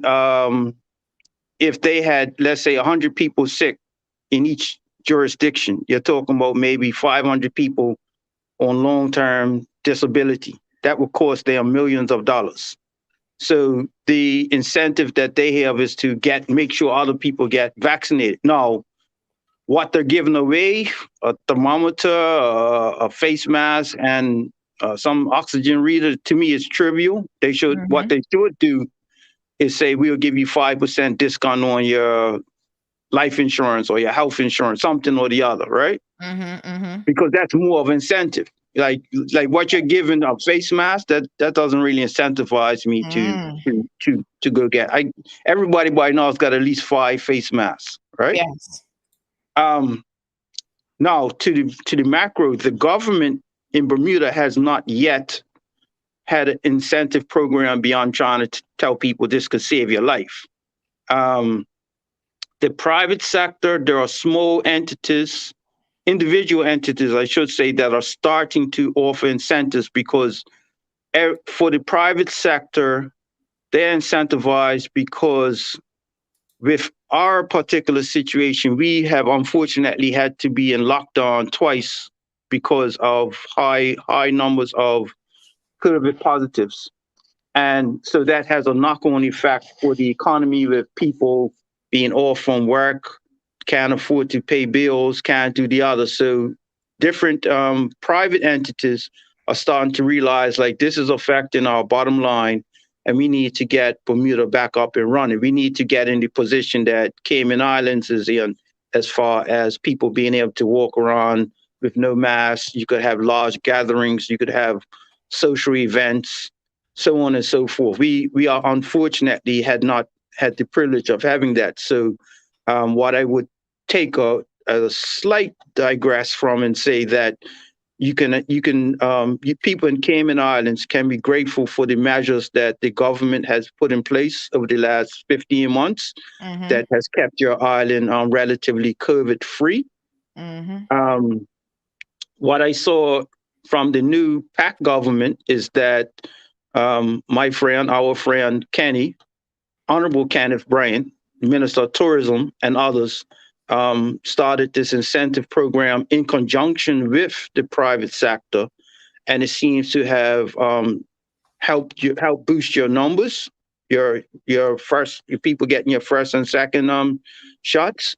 So that is good for Cayman Islands because the challenge that you all are going to have is that once you open your borders, you're going to start to see people coming in, whether it be cruises or overstay visitors, air visitors, and inevitably somebody is going to bring, unknowingly going to bring something into the island, right? And it only takes one to start an outbreak. That's what happened to us in March. Yes.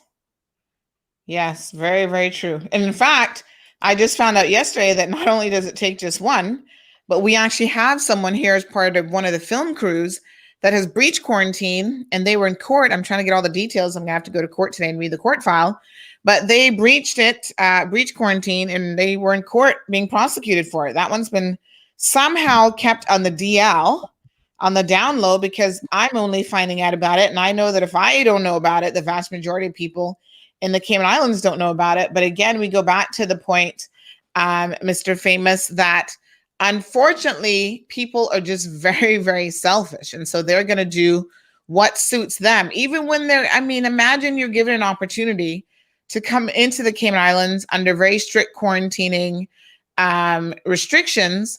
and you get to film here, relatively open and free, and you still breach the limited quarantine restrictions that are in place. How do people, people are just so incredibly selfish, I think, and they're just not thinking about what if this small island had an outbreak because of your ridiculous behavior of exposing people, and then what? It's like, come on.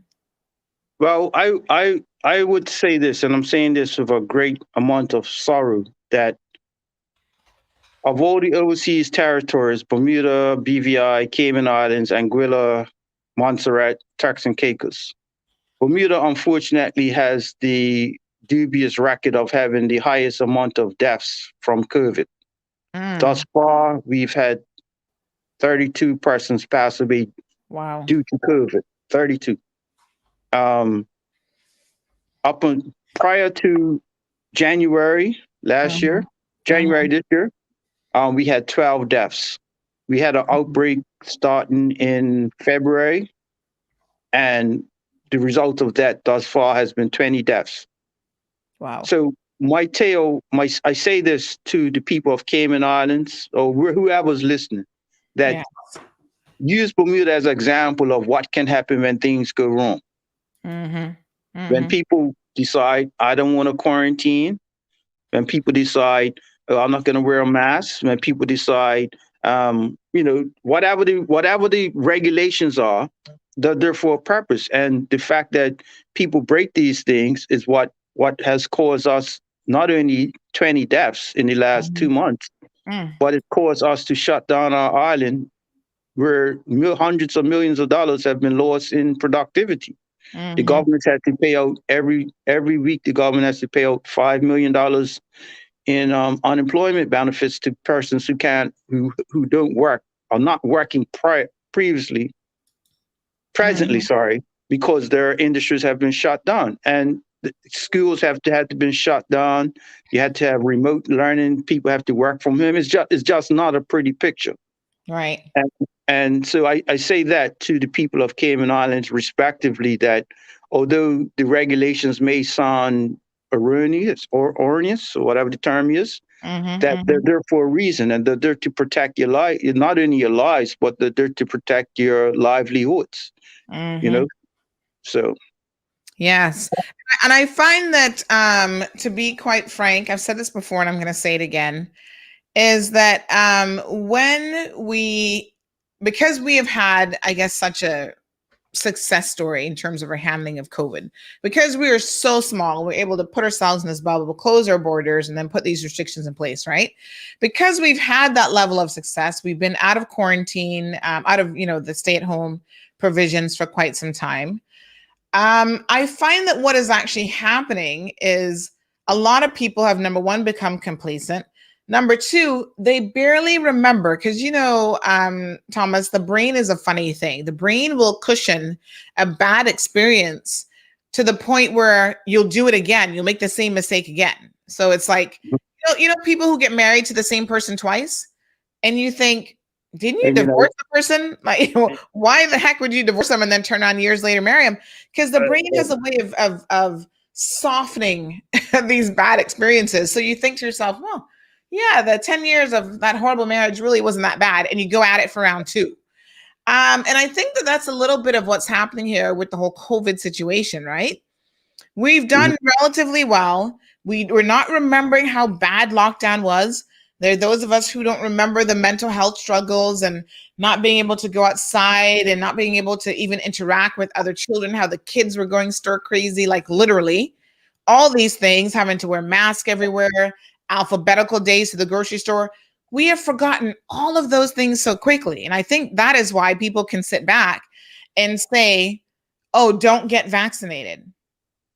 And I'm thinking, at some point, because of the fiscal restrictions, right, we're heading into deficit. I found it so interesting when we published a story the other day. Everyone was like, oh, yeah, well, the government has all these reserves. No. The government has money, number one, because the bills haven't been paid yet for the year. And number two, because the first quarter of the year is when money comes in from all of the company registration fees and the annual fees and whatever. That tends to happen within the first quarter of the year. So that's why that's occurring. But more importantly, that position is not going to be last. So government is hemorrhaging money, trying to support people in the tourism industry, giving them these stipends. I'm always shocked when people say, just increase the stipend. And I think increase it. Where's the money coming from? People, as a legislator, you might experience this, but people live in this bubble that has been created in their own heads where they honestly just do not get and understand half the things that are happening in their own country. So when government has to throw the borders back open and we start getting infections, and then people are like, oh, they're trying to kill us. Why didn't you get vaccinated? Even if it gives you an 80 or 90% chance of not getting seriously ill, or even a 30, 40% chance of not contracting the coronavirus in the beginning, in the first place, that is a much better position than having no protection at all. Do you agree, Mr. Famous? Yeah, I agree. I'll tell you what we're experiencing in Bermuda. We have, and it's not unique to Bermuda. We have a small population, so everybody knows everybody here. We're about equal size in population as Cayman Islands. So, there's a degree of people who are guest workers or expats who you probably don't know, but the indigenous people, everybody knows everybody, right? Everybody's related to everybody, probably 3 times over. The challenge that we have here is that there's now a divide between those that have faith in the vaccine, those that for religious purposes aren't going to take the vaccine, those who for health purposes can take the vaccine, and those who simply just believe whatever they read on Facebook. Right. And so what the result of that is that we've had persons stage protests, not like picket, not like CMR protests, right? But they did a drive-by rally where 2 weeks ago, 200 cars drove around the whole island saying, no to vaccination, no to vaccinations. They had another protest this Sunday and only 60 cars showed up. So it shows me that the protests are trending down. But the point I'm getting at is that like any community, small community, there are those who are going to take the vaccine, and there's those who come up with all sorts of reasons why not to take a vaccine. It's Bill Gates. Oh, the vaccine hasn't been tested. Oh, it got a microchip. Oh, look at what's happening in people are dying because of taking the vaccine. Like for every one person who dies for taking the vaccine, if that's truly the case, there are probably 100 people that die who didn't take the vaccine, but that's not relevant to them. So I say that what is happening in Cayman Islands and BVI is no different from what's happening in Bermuda. The only difference is that Bermuda has experienced the worst case scenario of what can go wrong. And what I would say again to the people of Cayman Islands is that speak to your doctor. Don't take my word for it. Don't take CMR's word for it. Don't take Honorable Kenneth Bryant's word for it. Don't take the new health minister's word for it. Speak to your doctors. Let your doctor tell you if you are a fit candidate for taking the vaccination. Because even if you, quote unquote, don't get sick, you are possibly could have the vaccination, have the virus, don't know, go around your granny, go around your grandpa, and they become susceptible to this. Now, the numbers that I saw for Cayman Islands are very impressive as far as persons who are like 40 and over taking the vaccine. There's the people who are 18 to 40, they tend to be a lot more skeptical. And because you all have had basically for the last few months have had, walk around with no mask, walk around, have your parties, have so on, you don't have the stick, right? You had to carry it already to know what it's like to have a basically free society in a COVID time. But the minute that you start to get tourists coming in and your numbers start to go up and locals start to get infected, it's a whole ball game changer. You know, those who have not worked, those who work in hospitality, taxi drivers, hotel workers, people in restaurants who haven't had work in 15 months, they should be the first ones lining up to get coronavirus. I mean, sorry, to get vaccine, because they are the ones who's going to be on the front line interacting with hundreds of thousands of people coming into your shores over the next, whenever Premier Penton decides to open up the borders.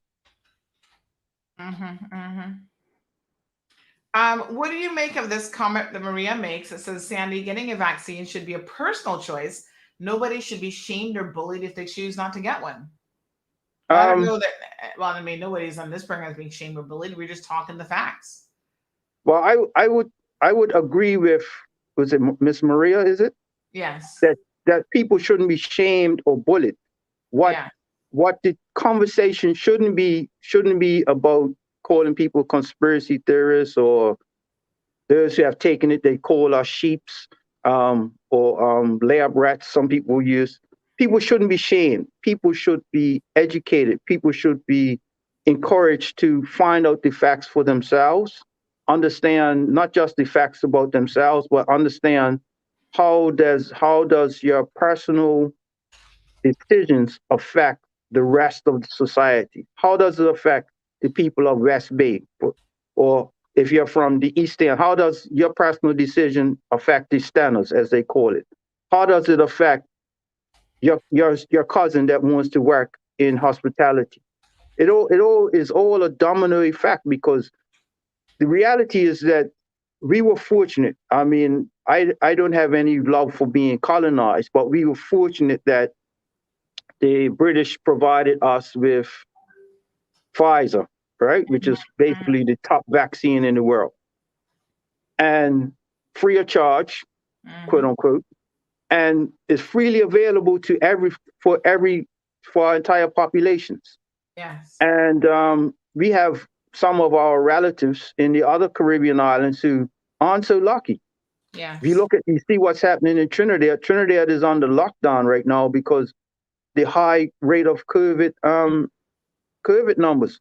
That's primarily from the P1 variant, which is the Brazilian, because of the proximity to South America. They have that problem, but it's only a matter of time before it hits all of us. Yes. So I would say to Miss Maria, I wouldn't take being bullied into it, but what I would do is educate myself and see that the benefits of taking the vaccine outweigh the supposed cons of taking the vaccine. And not only that, but I think that this concept that it's a personal choice. On the one hand, it is, but on the other hand, there also is a degree of collective responsibility that one has to recognize when it is a communicable transmission type of disease. You have to have some degree of collective responsibility. And I agree with you that comes with educating the general population. So, for example, you actually don't get to decide whether or not you will be immunized against things like polio and other such things here in the Cayman Islands. And it's so funny that for the coronavirus, everybody says, no, it's a personal choice. But it's not a personal choice when your child is born that they have to go through a schedule of vaccinations. That has to be done, or your child doesn't get to go into any schools in the Cayman Islands. So it hardly appears to be a personal choice. So I do think that it's interesting that we use that argument, but the flip argument can be used for so many things in life where we are forced to do them because it is in the best interest of the community. Even the laws that are made, the traffic laws. Yes, it's a personal choice for you to drink and drive, but if you do, there will be consequences for your actions because, the system is designed to try to encourage communities to follow certain things, rules, regulations, and so on that are in the best interest of the community at large. I don't know how old you are, Mr. Famous. I'm in my late 40s now, I guess I should say. How old do I look? Sorry? How old do I look? That's a loaded question that I never answered for anybody. Yeah, I would say you're probably 45. I'm 53. Oh, okay. Very good. Black don't crack. Yeah. But I think because we grew up in a time when I've never seen somebody with polio. I've never seen somebody with measles or mumps or all the other diseases that vaccines have basically eliminated from the world. I've never seen anybody with any. Have you ever seen anyone suffering with any of those illnesses? No, there was a song when we were growing up from maybe before your time. What's the name? Yellow Man, and from Jamaica. It was a song called "The Most Dangerous Diseases," and he used to sing about elephantitis, poliomyelitis, and we was like, "Well, what are those things?" And we didn't have Google at that time. We had to look in Encyclopedia Britannica and see what polio actually was, right? And I asked my mother, well, what's about polio? And she said, oh, well, this was something happening during your grandmother's time, blah, blah, blah. And since they had the vaccine, we don't have this anymore. And, you have measles, mumps, rubella, all these sorts of things, right? And we have to, again, I think what we experience in the Caribbean now, this generation, we're experiencing what could be termed as first world problems, where we have life so good that most of us don't remember when things were bad. So because we have life so good, we just take it for granted that the way it is now is the way it's always going to be. And COVID is a game changer. COVID has completely changed the Caribbean trajectory as far as economics, as far as health concerns, because not only you have to worry about catching COVID and die, but there are people who catch COVID, go into the hospital, and have what you call long hauler syndrome, which is what is basically for the rest of their life, they're going to have breathing problems, they're going to have heart problems. Yeah. And all of this could be prevented, is a 90%, 95% chance of being prevented by taking the vaccine. Now, again, it is a personal choice, yes, but we have to look at it from a cumulative basis. That if 10 people, you all have had, my research, you all have had less than 600 active cases at any given time. Not in one time, but in totality, we have less than 600. In 2 months' time, Bermuda experienced over 1,000 active cases. There's just the ones we knew about that tested positive. There's obviously, for every one that we knew about, there are more that we didn't know about. Right. And what is the cumulative word? What does that go back to? It goes back to there were persons who came in, didn't quarantine as they should have. There were persons who had availability of the vaccine, didn't take it, got sick, got in the hospital, then ICU saying, oh, well, when I come out, I will take the vaccine. Never made it out. We've had 3 persons work in the same job. I won't say where, but they worked at the same job. 3 persons have died. Wow. Solely because somebody caught COVID, didn't know it, came to work, passed it on to the coworkers, and within 1 week, 3 of them died. Wow. So yes, there is personal choices, but your personal choices have community consequences. Yes. And somewhere, all of us are human. There's no one of us that wake up any day that says, I want to kill 5 people. Yeah. Well, okay, maybe there is the psychopath here and there, but generally in the Caribbean, we don't have psychopaths like that. My point is, each one of us has a personal choice, but each one of us could potentially breed that person that causes someone else to get sick and die. Yes. And this is where the other thing too, when we talk about this concept of personal choice, I'm just showing some numbers here. So yesterday, May the 18th, we actually had 9 confirmed cases from the last batch that was tested, over the last couple of days. 9 confirmed cases, total of 574. 548 have recovered. Over 94,000 tests have been given. Of course, there's sometimes there are duplicates. Worldwide, there's 163 plus, rounded up to 164 million people who have had COVID. We've only had 2 deaths here in the Cayman Islands. And I think that number and the low number of confirmed cases that we have had have led to us having this false sense of security that our position, we have nobody hospitalized right now, 24 people in total with it, but those numbers are low. And that has given us a false sense of the fact that we think that this is a personal choice that has no implications on other people.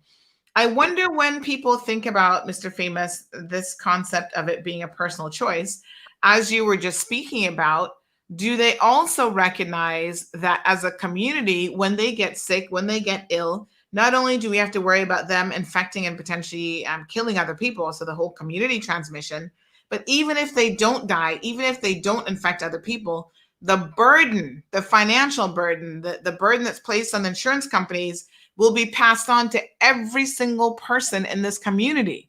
That's not a personal choice. I don't get to say to the insurance company, well, Maria doesn't want to take the vaccine. Diane doesn't want to take the vaccine. Mr. Smith doesn't want to take the vaccine. So when they get sick, make them pay for it.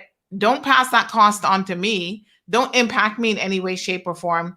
That isn't how it works. That's why communities operate in which, the way in which they do. So personal choices impact all of the community.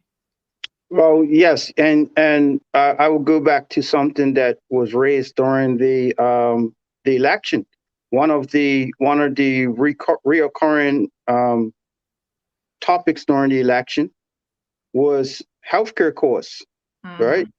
Was that the average Caymanian can't afford to pay what the insurance companies are charging. The average Bermudian I shouldn't say can't afford, but it's pretty high. It takes a pretty high percentage of our paychecks.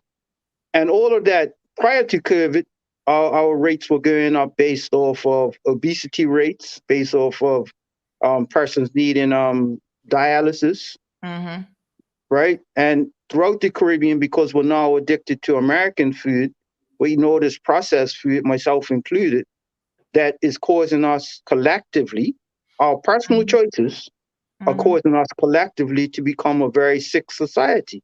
Hypertension rates are way up, especially in the Black community.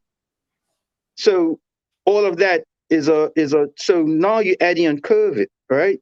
If you imagine someone is in ICU for, I don't know, average of 14 days. Imagine what that costs. That's going to be close to $100,000, if not more. So you add that up by, let's say, 50 people. There is no insurance company in the world that's going to take that hit and not pass it on. Right?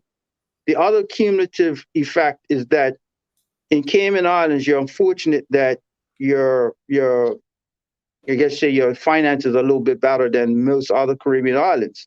But that could be eroded away within 2 years if you all have to keep going back into lockdown. If you open up your borders, let's say July, I'm just using a number, and by August you start to see your infection rates go up. Dr. Lee, along with your new health minister from Savannah, if I'm correct, we'll have to shut your island down again. So taxi drivers are going to be out of work. Tour operators are going to be out of work. Restaurants are going to be out of work. All those people who have not been working for the last few. So again, the government is going to have to start forking out $1,500. Was it $1,500 per month? So that has a cumulative effect on your finances. I mean, there's so many ways we can dissect this. And again, respectfully to Miss Maria and others, that yes, it's a personal choice, but these personal choices have community consequences, and it's not going to fall on the good side. The odds are stacked against us in the islands that we don't print our own money, right? We don't have the Bank of England to just raise the treasury. We have to have money incoming into our islands to sustain us. the amount of persons who are on what's it called under the what's the financial assistance called there? NAU Needs assessment. assessment Yes. will go up. Mhm. And won't go up temporarily. They will go up permanently. The people that can't afford to buy homes will go up. Once businesses close, it's going to be pretty hard to open these things back up and running, because the challenge for islands such as ours that are dependent on tourism is that all it's going to take is that some other region can declare that they are COVID free or very COVID free, and tourists are going to start trending there instead of the Caribbean. And that's the reality. The people are going to start losing jobs, can't pay rent. They got to go back to wherever they come from, and landlords are going to not be able to pay their mortgage. And the domino effect is just not good. Like, Yes. Well, Mr. Famous, thank you so much for joining us this morning. We do have to cut the show a little bit on time today all because right. I've got to run off to court. We're watching a robbery case. We will pick up the conversation, though, because I think this is very interesting. Yourself, both as a legislator in another jurisdiction, as well as, just the Caribbean person, has some great insight into this. So we will continue to have the discussions.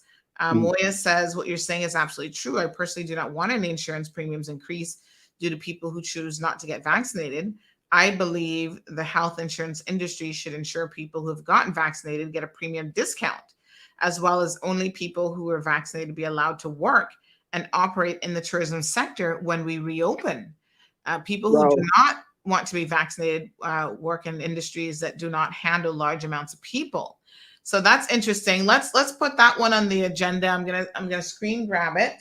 I say let's put that on the agenda for discussion in next week's Caribbean Connection segment, because I think that is, you're going in the opposite direction now, where you're saying let's reward people, but also let's penalize. So you're adding a bit of a punitive damage element to it. And I think that is very, very interesting. So Maria says, with all due respect, when you look at the percentage of people who passed, it is not even 2% of those infected. And most of them died from other complicated issues. So this is the mantra that we're going to underplay the worldwide figures, which demonstrate that over 163 million people, rounded up to 164, have had COVID, and I'll have to double check how many have died, but millions of people have died. So trying to say that, this is no big deal, it's kind of like the flu sort of thing, is wholly inaccurate. This is a big deal, and it has shut down economies around the world. Mr. Famous, any final thoughts? Sorry. I'm having a seat here. Let me give you the full screen here. Any final thoughts for today? Yeah, what I would say when people use that narrative that it's only a certain percentage, if you have the COVID survivability rate for persons who are 70 and older is approximately 94%. So if you imagine that you have 10 people in your family who are over 70, what you're saying is that, okay, I'm willing to see one of you die from COVID, all right? Mm-hmm. It's always a number until it's one of your family members that has to go to Churchill's, right? Mm. When it's one of your family members that you have to be the pallbearer for, it stops being a number. It starts being real. When you are the person that's in the ICU fighting to breathe, it's no longer a statistic, right? Well, it's no longer just a statistic. So I would say, don't be dismissive, because hundreds of people, thousands of people in the Caribbean have lost their lives through COVID. Yes, there may be some people who had some, as they say, comorbidity. But all of us Black, right? Let's be frank. All of us who are Black either have high blood pressure, diabetes, or something or the other, right? But it doesn't mean that we're about to die tomorrow. Well, if we catch COVID, there's a probability that we could die within a week. Mm-hmm. So we can't. We have to stop looking for those loopholes of why we shouldn't take COVID seriously, right? There's a host of things that we could discuss next time. What I would leave the people of Cayman Islands with is that, again, use Bermuda as what you don't want to happen to your country, right? I love my country. I've been to Cayman Islands and I've met lifelong friends there, and I would cry to see things happen in Cayman Islands that has happened in Bermuda because people didn't take it seriously. Mm-hmm. All right, so Cayman Islands, please listen to people. No one's working for Bill Gates. You understand? He's got his own issues at the moment, trying to sort out his divorce woes. Liliana says that she's confused. Liliana, that's why we're trying to give you information here in this program that hopefully helps to alleviate some of the confusion. One of the things that we need to look at is what's called the crude mortality rate when we talk about how many people have died from COVID. But here are the raw numbers, folks. 163 million people have been infected with COVID, and over 3 million people worldwide have now died. Those are startling numbers no matter how you look at it. There are countries around the world who are running out of grave space. There are countries around the world. In India, they don't even need grave space. They will just incinerate you on the ground, and they are struggling to even do that. So I think that when you talk about, only a small percentage of people have died, you don't understand that it's not even about that. It's about the fact that COVID has put countries around the world under significant strain. This is nothing to take lightly. There are countries who are struggling. Their hospital systems are struggling. They can't, have enough oxygen tanks, enough oxygen systems in place. And I find that some of us continue to minimize this. Only 2% have died. Look at what that supposed 2%, and that's actually not the figure, so we'll look at that a bit later on, but look at the number of deaths and how it has destroyed countries. I was speaking to a young man yesterday. I went to FedEx, and he is from France, and he was in line, and he was saying that he got here 6 months ago, and he had to go into quarantine. He said, he was in Europe during the lockdown, and he talked about how devastating that was and how many people were dying. And as Mr. Famous said, if you're one of the lucky ones not to die, sometimes based on the severity of the illness, you probably wish that you were dead because that's how severe it gets.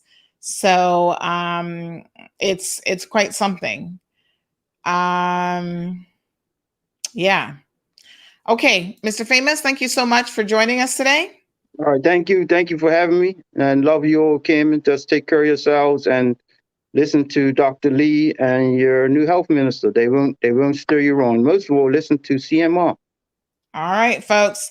Thank you so much. I would love to be able to get a vaccine expert on the program so that we can certainly talk to the people who are the experts, but there are lots of information online where they have conducted interviews and they talk to other professionals. So we can certainly refer to some of those things as points of discussion and, just good information, good, solid information.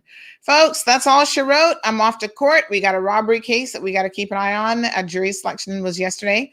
The trial should be beginning today, provided that there are no delays. And so I wish for all of you to tune in tomorrow morning. We'll give you some updates. We didn't get to talk about the alleged taxi rapist who was in court yesterday. That was very, very bizarre and interesting. So we'll put that on the agenda for tomorrow. So we'll do a whole court segment on tomorrow's segment and get you guys all caught up with what's happening in court. Have a good day, and we'll talk to you then. Thank you for tuning in to another edition of The Cold Hard Truth. Make sure to check Facebook for showtimes and more information and the latest news at CaymanMarlRoad.com. Subscribe to our IG and Facebook pages to get the latest happenings.